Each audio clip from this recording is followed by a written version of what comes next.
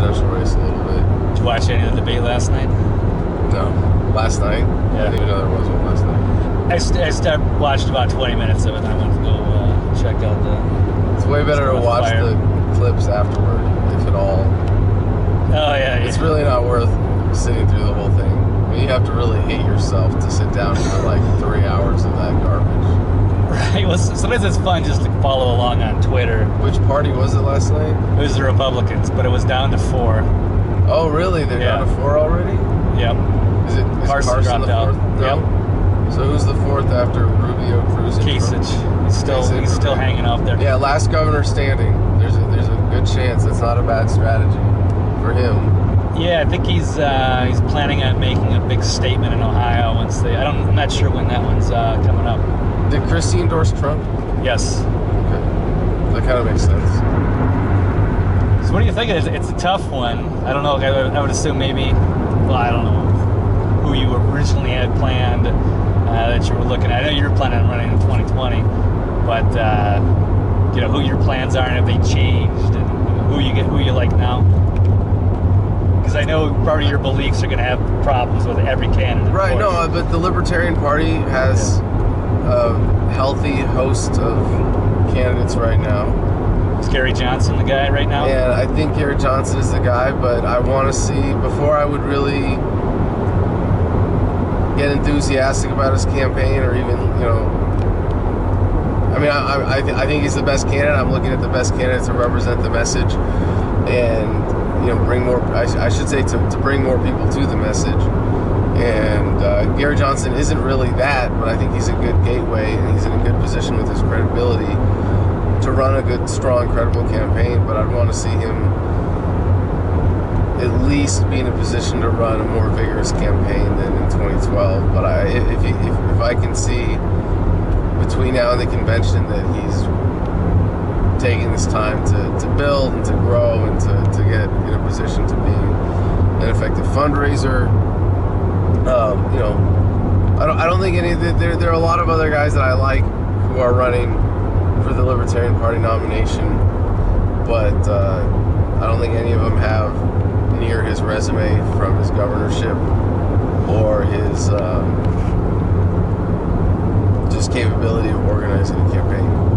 Right, yeah, he's got experience because he ran one before, and I voted for him after the Ron Paul debacle, but no, he's a good guy, but I guess... Yeah, and I consider him a personal friend. I think he's an awesome dude, and I have, no problem endorsing him and saying that, you get what you see with Gary Johnson, and he's a straight-up dude, and he has the history and the credibility to prove it.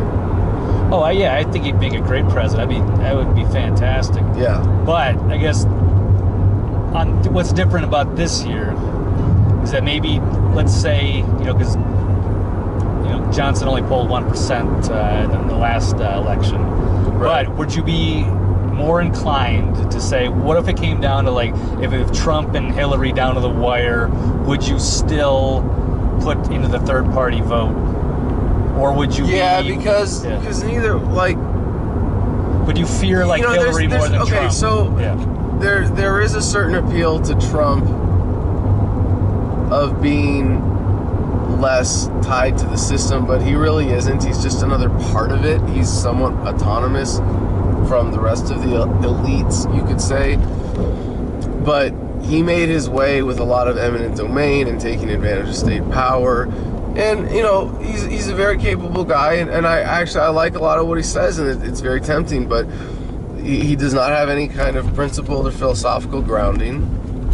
And he, I don't think he's really trustworthy in a sense of governing. There is too many of his serious policy statements are too erratic.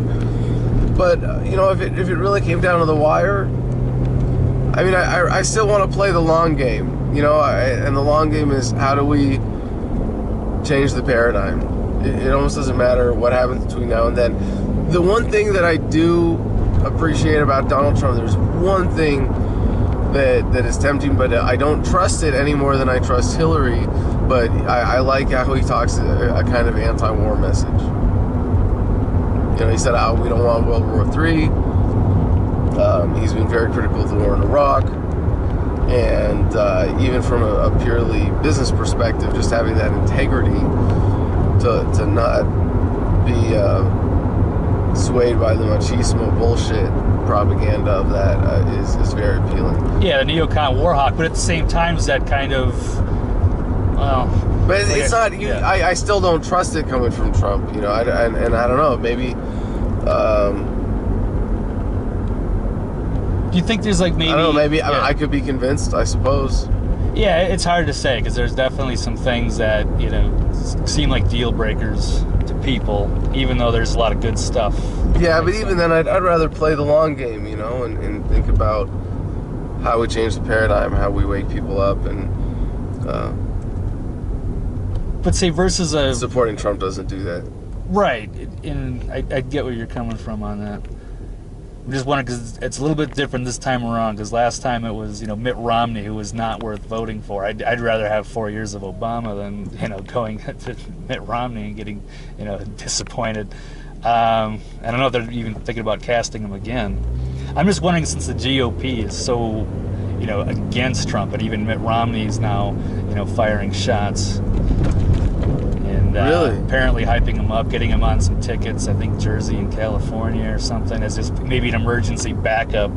But do you think, honestly, I don't know if Mitt Romney, if he was just trying to up there as being electable or something that the GOP could live with, not necessarily the people, obviously he didn't win, but is, somebody could need the money. He was a sacrificial lamb.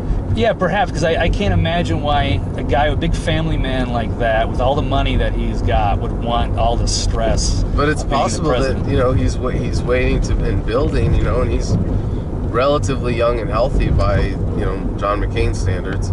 Oh, yeah. And he could run, do you think he could jump in late? I've never heard of that, but that's a very intriguing possibility, and it certainly wouldn't surprise me at all. But I wouldn't surprise me if he ran in 4 years. Yeah, the old guard GOP is panicking right now because Trump is winning, so they're trying to go through all their options. Obviously Rubio's their first choice since Bush dropped out.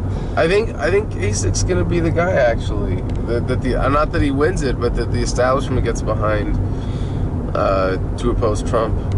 Yeah, that's also a possibility. And that's why he's still hanging up there, because he's going to cling on to Ohio, and then they're going to try to find something to do with a brokered convention. Oh, here's that. I just thought of something that's interesting. The Republican convention this year, guess where it's at? Oh, where is it? Cleveland, Ohio. Kasich. So you might have an interesting home field advantage. Right, with his control over the GOP.